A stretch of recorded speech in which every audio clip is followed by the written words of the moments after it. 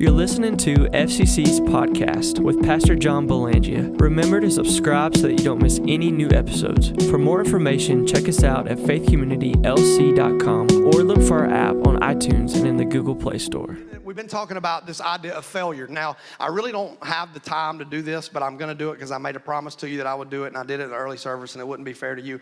But I told you just to have some fun before, like today's message, I don't have a lot of good jokes. I'm not going to make you laugh very much. So I'm going to try to make you laugh right now, okay? I'm going to try to make you laugh right now. And I was telling you one of my favorite things to do is look at church sign fails. You remember that? When we looked at some church signs. And I told you today I was going to use my favorite one of all time. So this is my favorite church sign debacle of all time, okay? Are you ready for this? This is awesome. So if you pull up the first one. So the Catholic Church on one side of the road wrote this: all dogs go to heaven. Across the street, come on, dog lovers. Come on, dog lovers. It's about to get bad. It's about to get bad. The church across the street, which is a Presbyterian church, says only humans go to heaven. Read your Bible. So then the Catholic Church wrote back, God loves all his creatures, dogs included. And then the Presbyterian church said, dogs don't have souls. This is not open to debate. And then the Catholic Church wrote back, Catholic dogs go to heaven. Presbyterian dogs can talk to their pastors. And then the Presbyterian church wrote back, converting to Catholicism does not magically grant your dog a soul. And then the Lutheran church writes back, the Catholic church writes back, free dog souls with conversion. And then the Lutheran church wrote back to the Catholic church, dogs are animals, there aren't any rocks in heaven either. And the Catholic church writes back, all rocks go to heaven. So there you go. Is that awesome or what? It almost makes me wish we had a neighbor. I mean, it does. It almost makes me wish we had a neighbor. That would be a lot of fun. And so that's a pretty big fail. I would assume their churches, neither one of them grew during that debacle. So I guess if you're a dog lover, you shifted to the Catholic Church, and if you didn't care for dogs, you shifted over to the Lutheran Church. I don't know. So we've been talking about failure, and I'm going to catch you up real quick. I'm going to run through this real quick. I'm going to give you all the points from last week, because what happened last week is God kind of stopped me in the middle of the sermon, and I didn't get to do the last 2 points that we'll finish up today. So we started in Matthew 26 while we called this sermon Rooster, this series called Roosters. Going forward, we're going to look at other people, but we started with the story of a guy named Peter. In Matthew 26, they're at the Last Supper. Jesus tells Peter, you are going to deny me 3 times, and when you deny me the 3rd time, the rooster is going to crow. And so we went from that, and we talked about point number 1 that says this. And if you're taking notes and you missed last week, that's why I'm going through all this, so we can keep flowing with it. It's not if you fail, but it's how you respond to your failure. So all of us are going to fail, but we have to make sure that we respond efficiently and effectively to the failures that we have. And so we go on in the story, and then we ended up going back in time a couple of years to Matthew 16, where Peter ends up having a conversation with Jesus about the church and how Jesus is going to start the church. They're in Caesarea and Philippi, and Jesus tells Peter, I'm going to build my church through you. And now what's interesting is if Jesus knew in Matthew 26 before he did it that he was going to fail 3 times by denying Jesus, he also knew it in Matthew 16, which brought us to point number 2. Your failures are the breeding ground for grace and mercy, which I want to remind you, in case you missed last week, this was a huge point, and I can't stress this enough. Brother Mark, listen, grace doesn't come after our failure. It went before the failure. That's what I love. It's like grace doesn't just show up after we make a mistake. But in Matthew 16, we already see the grace of Jesus is already working through Peter's life. He knows he's going to fail. He knows he's going to mess up. But after he messed up, he said, listen, you just have to respond to that failure because I still want to use you. I still love you. And so then we went back to Matthew 26, where Peter ends up having the major moment of failure that we all know that's famous. He denies Jesus 3 times. He does what no church people do. He cussed at some people. And after he cussed, I'm supposed to be funny. I don't have many jokes. They laugh when I try to make you laugh, please. So we spent a lot more time talking to everybody. Everybody all week talked about Chris Bundrick, the cussing golfer. That's what everybody did all week. And I'm sorry, Chris. I'm sorry. And so, but we went back to Matthew 26. He cussed the guy out, denied Jesus 3 times.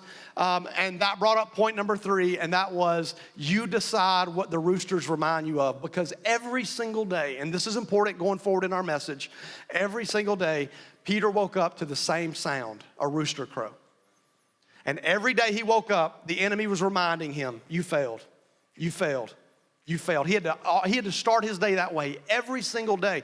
And Peter had to make up in his mind, I'm not going to let the rooster remind me that I'm a failure.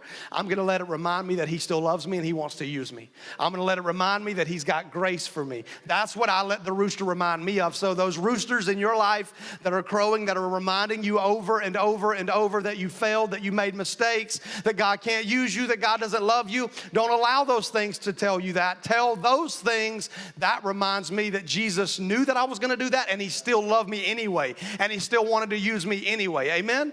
So we pick our story up in John chapter 21.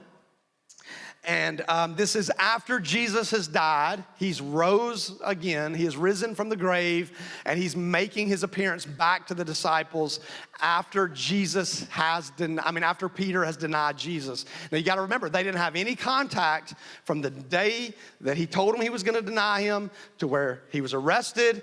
Peter doesn't go to the cross with Jesus. They have no interaction. In fact, Peter flees from the cross. He has those 3 encounters where he denies Jesus. And this is the first time that Jesus and Peter are going to be face to face since the day he denied him. So it says in verse 4, early in the morning, Jesus stood on the shore, but the disciples did not realize that it was Jesus because they all went back and they were fishing again. It says, he called out to them, friends, haven't you any fish? No, they answered, which is my response every time I go fishing. Like everybody that asks me, they'll say, what'd you catch? Nothing, okay? If I caught something, you would know it before you ever asked, okay? Because I would be like, look, I caught something. Look, everybody look. And so he says, nothing. I have no fish. And then in verse 6, he says, throw your net on the right side of the boat and you will find some. When they did, they were unable to haul in the net because of the large number of fish. And then the disciples whom Jesus loved said to Peter, it is the Lord, it's Jesus. And as soon as Peter heard him say, it's Jesus, it's the Lord, he hid.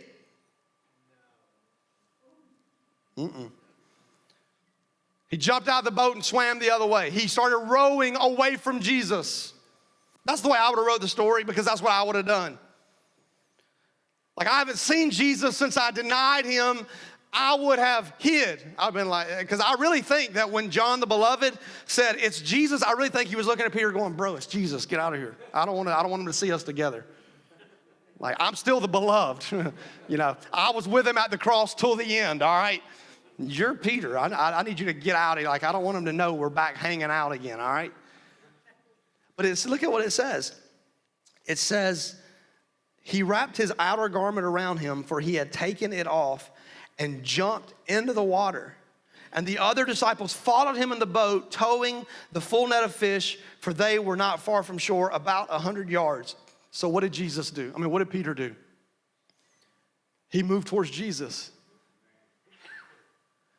Point number 4 was going to be and is going to be today, true repentance should cause us to run more towards Jesus than run away from our failures. This is a big lesson. God's taught me a lot as I've studied this. This is a really big lesson for all of us to understand. Listen, there are so many people who try to run from their failures, and they spend their life trying to run from failure. Peter ran from his failure. When he denied Jesus 3 times, he went back, as did all of the disciples, went back to their old life, went back to fishing and all of this other stuff. They were running from failure because they had all rejected Jesus at the moment that they never should have rejected, at the most apex moment when they should have never rejected Jesus. This is when they chose to reject Jesus. This is like the most epic failure of all time. And like most of us that are in the church right now, we would go, listen, I never would have turned my back on Jesus when he was dying for my sins. Like that's the way we talk about it. That's the way we think. And you're like, man, what worse thing could there be than to turn your back on Jesus when he's dying for the sins of the world and the salvation of the world? And yet here these guys are, they rejected him. Peter denied him 3 times. And in this moment, what we see is Peter had tried to run away from his failures. But listen, anytime you try to run away from your failures, but you're not running toward Jesus, you run into new failures.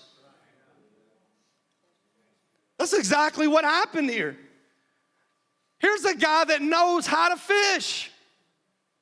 He's a fisherman. That's what he knew more about fishing than he did the calling that Jesus was calling him into. He knew more about that. But when Jesus got there and he said, hey, you got any fish? Peter had to say, nah. Because when you run from failure and you're not running towards him, you're going to find yourself in new failures. So many Christians think that it's our job, the Christian life is about running from failure. But it's not. It's about running towards Jesus. It's about running towards him. We see over and over people in Scripture would try to run from failure. And the most beautiful part of the story is anytime we try to run from failure and we're not trying to run towards God, guess where God is? He's running after us.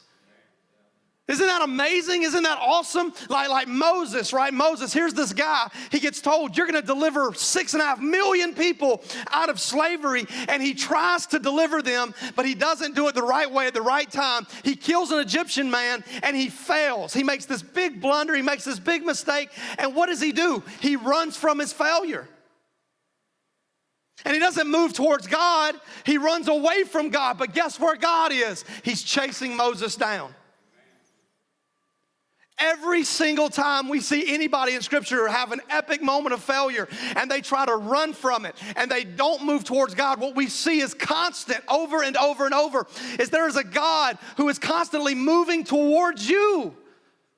That's the good news, guys. That's the gospel, man, that when we, listen, if you're here and you are far from God and you are moving away from God, I've got good news for you. Surely goodness and mercy will chase me down all the days of my life. He is running after you. He is trying his best to get a hold of you because he still loves you even though you don't even realize it.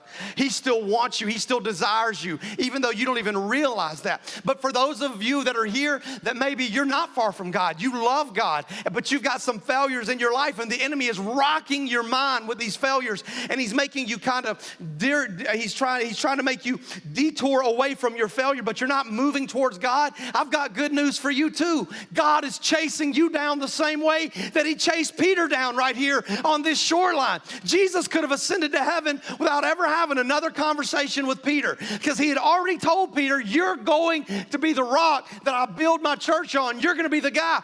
But it wasn't enough. Jesus' love and his desire to use us and to show us the relationship he wants to have with us is so powerful. He's constantly chasing us down.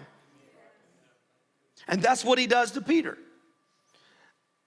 So instead of running towards him, Peter ran away, and he ran away from his failure, and that never works. Why? Because number one, you're running away from failure, but just because you're running away from failure doesn't mean you're getting any closer to him. See, there's this confusion with people. People assume that just because I'm running away from failure that I'm getting closer to God, and how many of you know that's not always the case? Anybody know any religious folk? Come on, somebody. That are constantly running away from things that they say are bad things, but you know ain't getting no closer to Jesus. They need to get a little closer to Jesus. People say, I don't smoke, I don't chew, and I don't roll with girls. Who do? Come on, somebody. And they think that's enough. I don't do this, I don't do that. And they think, man, as long as I run away from failure, that I'm all right. No. That's not what saves you, guys. Listen to me. You running away from mistakes is not what saves you. What saves you is the open arms of Jesus Christ.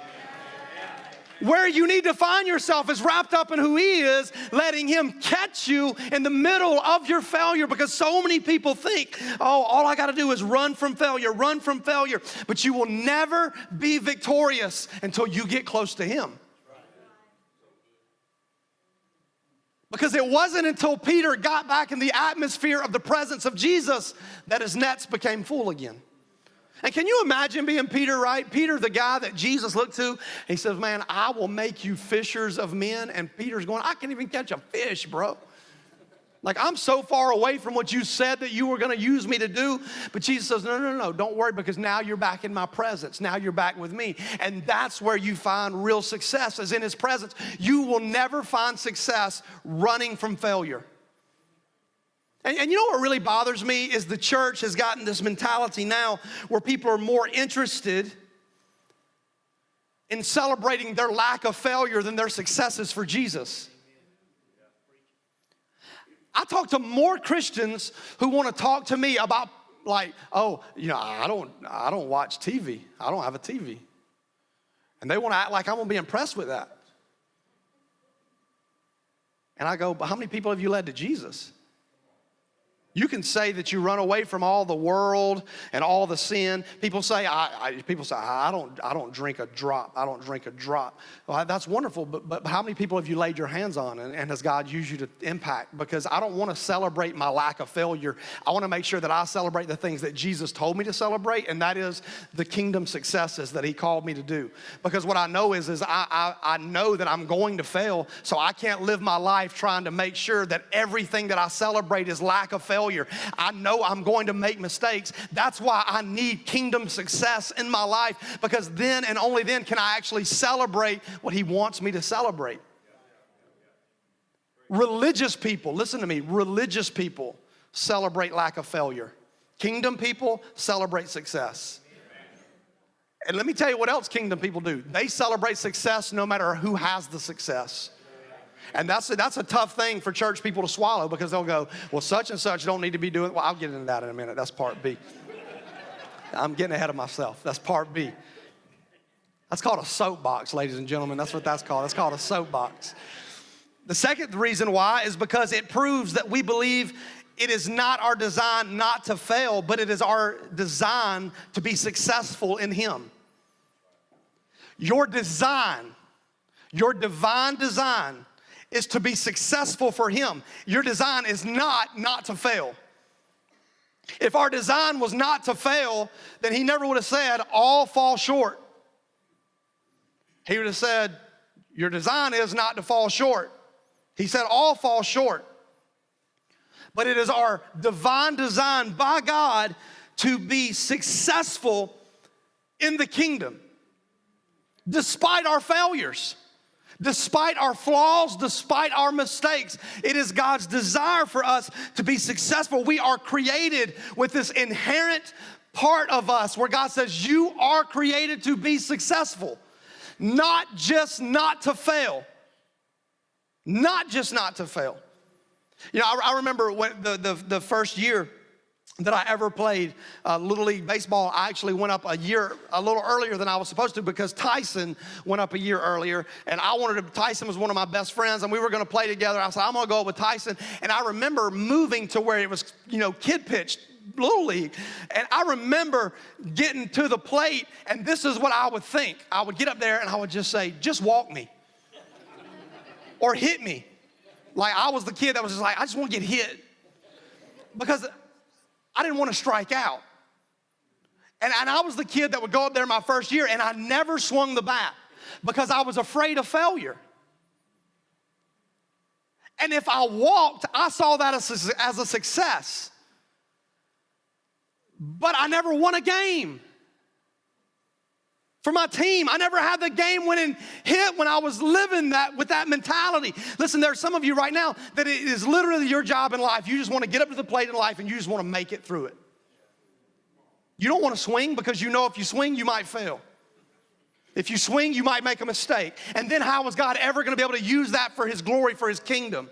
But here's what I know. If I never swing and I live my life trying to stay away from failure, what's going to happen is I'm never going to succeed. I might not fail, but I'm never going to succeed. And God didn't create me to just not fail. He created me to be successful. He created you to be successful. Failures never disqualified anyone from salvation or ministry.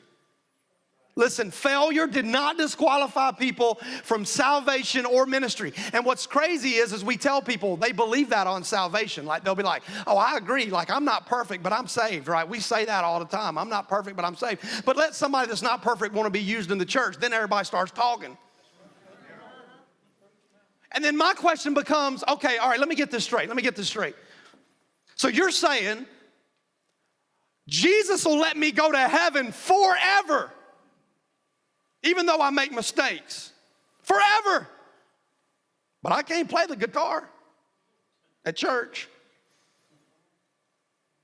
Jesus will let me go to heaven forever, but I can't be on the prayer team because I made some mistakes. Are you serious? Do you realize how ridiculous that sounds? And like we live in this culture now, it's like, no, they can't be used because they've got these mistakes. Listen, here's what I know. If Jesus couldn't use people with mistakes, he wouldn't have used any of them 12 jokers that he picked out, and he sure wouldn't use me. I know that. I know that. I know that for a fact. So stop saying that it disqualifies you. Listen, let me tell you something. What I've learned in my life is success happens to me despite my failures. There are a million reasons I could give you right now that when I pray for somebody that's sick and got cancer, there's no way their cancer should be healed because I give you a million reasons of why I failed God and he should never use me. But it's like, no, that's not how God works.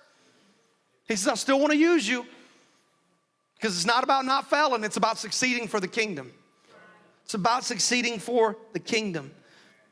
The question that we ask ourselves all the time is a life of kingdom success still possible when there are moments of failure in our life? Like, can I still have a successful life with Jesus even though I fail?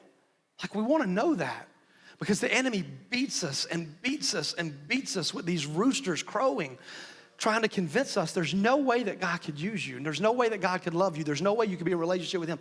That's a lie. Now listen, I don't want you to misunderstand me. I do not believe that if you're out there living a life of sin constantly and it doesn't hurt you and doesn't bother you, listen, this is what I would tell you. You need to check your salvation. I'm not questioning your salvation. I'm telling you that if you can sin and sin and sin and sin and it not bother you, that's not what I'm talking about. I'm talking about for those of you that are out there that you love Jesus and you make mistakes and you sin and you say stuff you ought not say and you do stuff you ought not do. And after it's over, your heart breaks because you know, I shouldn't have done that. I shouldn't have said that. That's what I'm talking about. I'm not talking about people who live a constant life of sin and they give no mind or no attention to sin. That's not who I'm saying. God can still, you need to work that out with him. But for those of us that are here that you say, you know what, man, I make mistakes, I fail, but I want to live a life for him. God understands when you make mistakes that he still loves you and he still wants to use you. He just wants you to understand the same thing. Amen? So then it goes on. I got to hurry. I'm not doing any better in this service, and I know what time it is. So after Jesus, listen, it's so cool because you got to remember, water was a big deal. And we're going to talk a little bit about water being a big deal in a future sermon, actually. You know, most of these people, they couldn't swim. I'm like, even fishermen, like most of them couldn't swim. They had a fear of water, and there was a lot of reasons why, i.e., the world was destroyed by a flood, okay? So there was a reason they were a little afraid of water back then, all right? And so Peter jumps out of the boat to swim to Jesus. Like, doesn't give any mind. He's like, I don't care if I die because they are not moving fast enough is what Peter was saying. Listen, I need to get to him even though I failed him. They're not moving fast enough. I have to get to him. And he gets to Jesus. And they sit down over breakfast. And based on what the Bible says, the best I can tell, they had fried catfish and cornbread for breakfast. Sounds like Georgia to me. I don't know. They sit down, they have cornbread and fried fish for breakfast. And Peter and Jesus have this conversation in verse 15. Look at what it says. It says, and when they had finished eating, Jesus said to Simon Peter, Simon, son of John, do you love me more than these? Yes, Lord, he said, I love you. Jesus said, feed my lambs. A second time, Jesus said, Simon, son of John, do you love me? He answered, yes, Lord, you know that I love you. Jesus said, take care of my sheep. The third time, he said, Simon, son of John, do you love me? You know, Mr. Eddie wanted me to bring up, because I didn't think about clarifying this to everybody. The word John is the same word Jonah, right? It's the same word transliterated. And how many of you know what Jonah did? Jonah was a dude that denied Jesus too. He denied God and went the opposite way, but God still used him to reach Nineveh.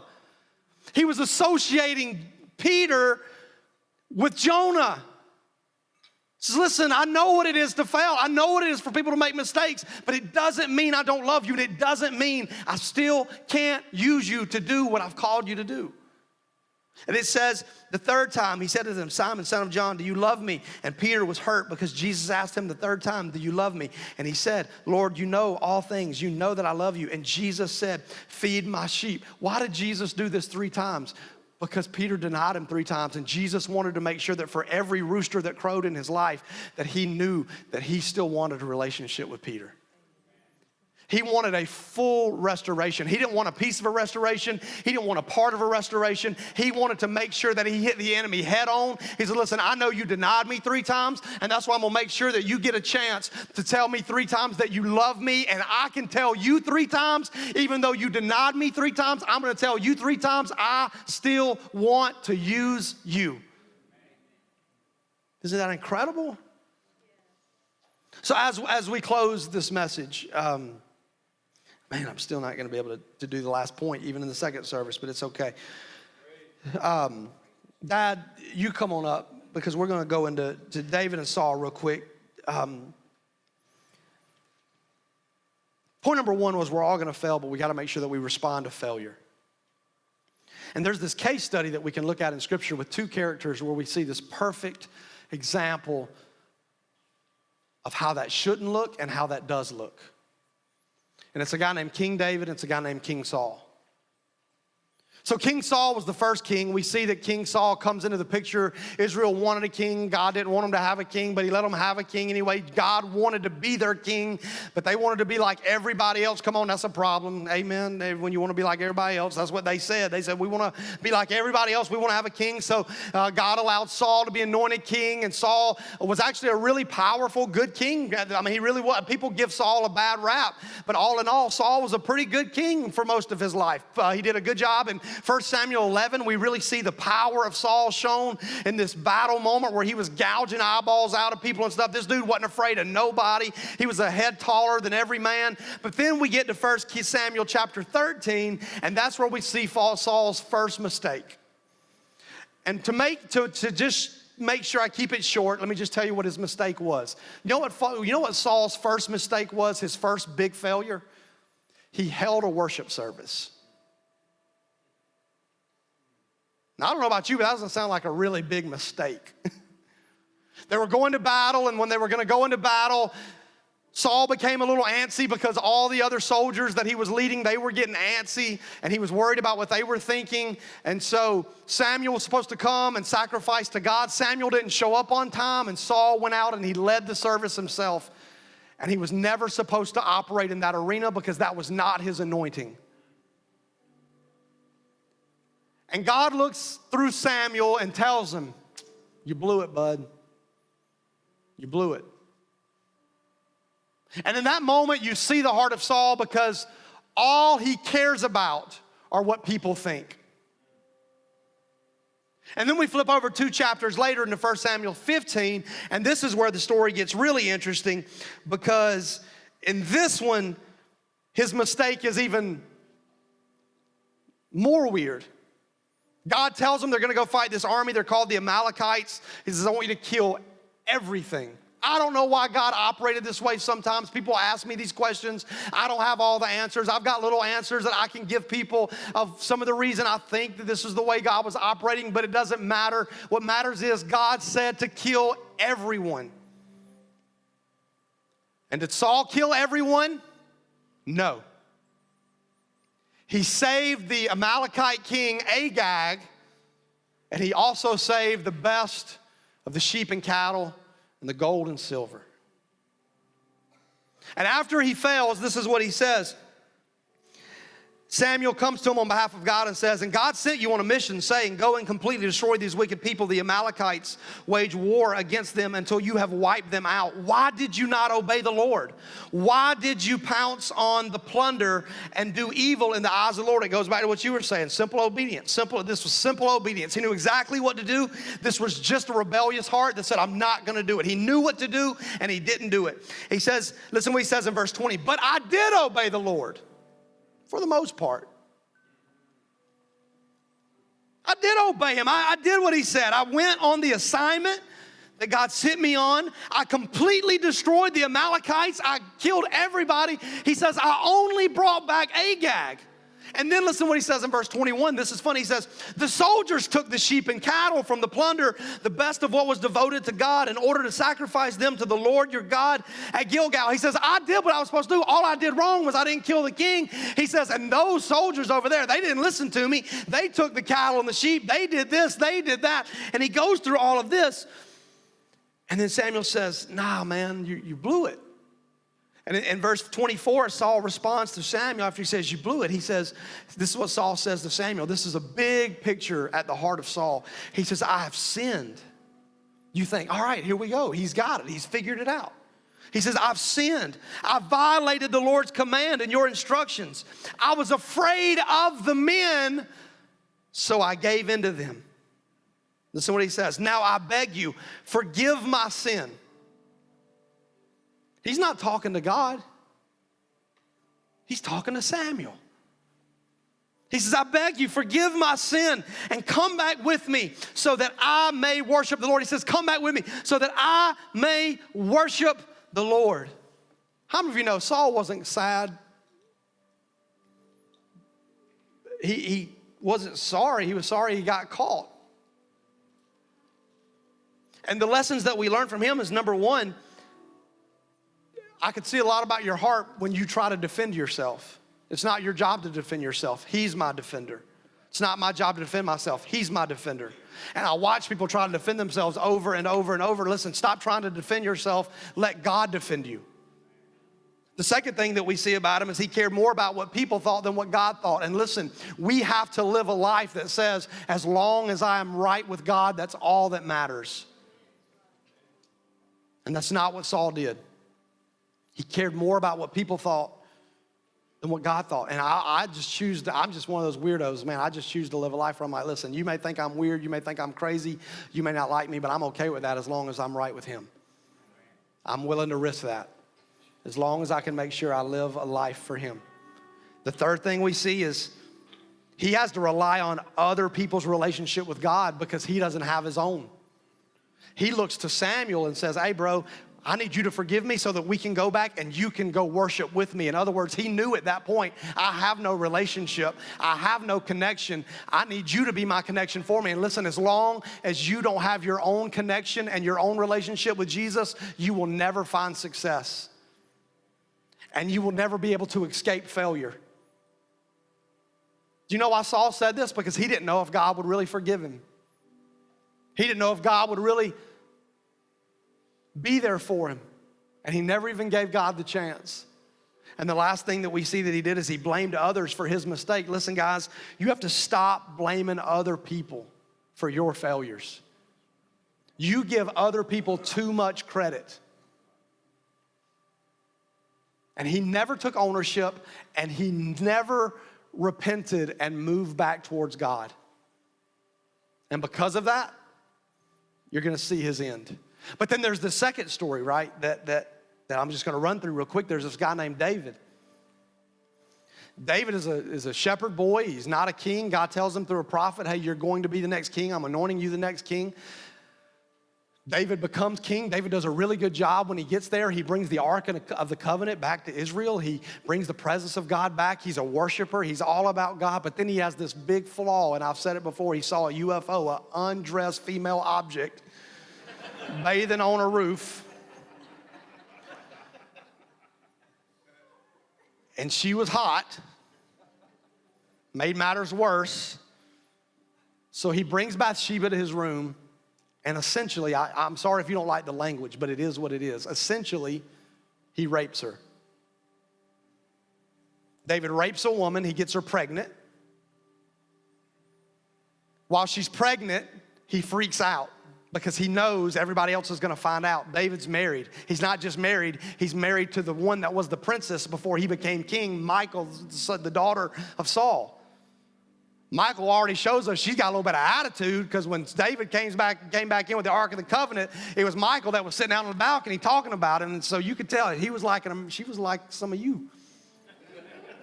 I ain't afraid to say what you think to your husband. Come on, ladies, can I get an amen? It's okay. It's okay. So David's freaking out. He's like, man, she's going to kill me. So he comes up with this plan. He decides he's going to try to get out of it. He brings the husband home. The husband doesn't sleep with his wife and messes up David's whole plan. So you know what David does? David has him murdered. Tells him to go to battle. When they get to the front lines, they want all the army to pull away from him. Uriah, the husband of Bathsheba, and he has him killed. Now let me ask you a question. If you hear this story, and on one hand, you've got a guy that his biggest mistakes were he held a worship service and he didn't kill a guy. And on the other hand, you got another guy that his biggest mistakes were he raped a girl, got her pregnant, and then killed her husband. Who do you think God would use to build his kingdom? Well, if you ask it like that, the answer is obvious. You would think that God would have used Saul. His biggest mistake was he held a worship service and he didn't kill a guy. The other guy we're talking about assaulted a woman and killed her husband. But you know what ends up happening? Saul can't deal with failure. He doesn't know how to respond. In fact, at the end of Saul's life, he's in a battle in 1 Samuel chapter 31. The Bible says the enemy's arrows are flying at him, and he's so scared because God is not with him because of his failure that the Bible says he takes his own life and he falls on his own sword. And let me tell you the prophetic word that God told me to tell you guys. What I've learned in my life about your failures is it isn't the darts of the enemy it isn't the darts of other people that end up taking us out. Most of us die because we fall on our own sword. I see more ministry killed, not by darts from people. I see more ministry killed because people don't know how to respond to failure and they fall on their own sword. That's a good word. But David goes on. After the child dies, he goes and he comforts his wife and they give birth to a son named Solomon. And David saves up the biggest inheritance Israel had ever seen to leave for Solomon to build the temple of God. Solomon goes on to become the greatest leader economically that Israel had ever had. And as far as we know today, he is the wealthiest leader to ever live on planet Earth because of the legacy that David had, that he left to Solomon. David goes on through his lineage to give birth to a guy that you may have heard of named Jesus. Now, how did all that happen? How do you have one guy who all he did wrong, his biggest failure was having a worship service, not killing somebody, he falls on his own sword, loses everything. And on the other hand, here's a guy that's done all this stuff that's just crazy, and yet God's hand blessed him, used him. Because in Psalm 51, we get a little bit of insight into what David did. Psalm 51 verse 1, it says, "Have mercy on me, O God." This is David praying. He went to the temple for 7 days to pray while his baby was dying after he sinned with Bathsheba. He says, listen, God, and I want you to hear this. This is it. We're done. But I need you to hear this because this is the key. You want to know how to respond to failure? Listen to this. Have mercy on me, O God, according to your unfailing love. According to your great compassion, blot out my transgressions. Wash away all my iniquity. Cleanse me from my sin. For I know my transgressions and my sin is always before me. This was David saying, listen, I'm reminded constantly, man, you messed up, you messed up. You messed up. But he says, against you and you only have I sinned and done what is evil in your sight. You know what he's saying here? He's saying, I take full ownership of what I did. I'm not going to be like Saul and blame other people. He said, it's my sin. It's my transgression. I take full ownership. And he says to him, he says, listen, I don't care what anybody else thinks. What matters is I know I've sinned against you. So you are right in your verdict and justified when you judge. Surely I was sinful at birth, sinful from the time my mother conceived me, yet you desired faithfulness even in the womb. You taught me wisdom in that secret place. Cleanse me with the hyssop, and I will be clean. Is that beautiful? Is that strong? Are those strong words or what? Is that to hear a man say, cleanse me and I will be clean? Sometimes I think when we pray that cleanse me prayer that we don't always go in it saying, and I know he'll do it. I know he'll clean me up. Sometimes I think we just don't know. I think we pray it and we just, I don't know if God can really clean me. He says, if you clean me, I will be clean. He says, wash me and I will be whiter than snow. Let me hear joy and gladness. Let the bones you have crushed rejoice. Hide your face from my sins and blot out all of my iniquity. Create in me, listen to what he says, this is the key. Create in me a pure heart, O God, and renew a steadfast spirit within me. Do not cast me from your presence or take your Holy Spirit from me. Restore to me the joy of your salvation and grant me a willing spirit and sustain me. That's the difference. Because on one hand, you had a guy that said, man, I sinned. And instead of going to God and saying, listen, I don't want to be cast out of your presence. I need you to create a new heart in me. He doesn't say any of that. But then on the other hand, you got this guy that did way worse stuff. But he goes before God and he does what Peter does. You know what David was doing here? He jumped out of the boat and he swam to Jesus. He jumped out of the boat and he swam to Jesus. See, there are people in this room right now, I know the enemy is fighting you hard. He's saying, I don't love you. He's saying that God doesn't love you and God can't use you. And you're wrong. You just have to jump out of the boat and swim to Jesus. You just have to jump out of the boat and swim with Jesus and have a true and sincere moment of repentance where you turn from whatever it is that's been gripping you or keeping you away from God and you move towards him because he's already moving towards you. He's already moving towards you. So pivot. Go towards him. You can stand. I'm going to tell you the last thing. I'm going to put it up on the screen. I'm not going to talk about it. Number 5 is God can turn your mistake into ministry. Peter's biggest issue was what? Same issue I got, his mouth. Come on, anybody? From the time I was in pre-K getting my mouth washed out with soap by Miss Sandra, anybody not had their mouth washed out? We need to make that happen today. Everybody needs that experience. Yeah, I used to have it done. Every report card I ever got, guess what it said? Talks too much in class, is disrespectful. Anybody? Come on, somebody. You know what that means if that's on your report card? You're meant to be a preacher. That's what that means, apparently. God took a guy and Peter that his biggest flaw was what? His big mouth. And yet it was Peter that in Acts 2 that was when it was given the opportunity, who was going to preach the first sermon ever preached when the church was birthed on the day of Pentecost, whose mouth was it that spoke the words of God that day? It was Peter. So don't tell me God can't take your mistake and turn it into ministry, because I've seen him do it.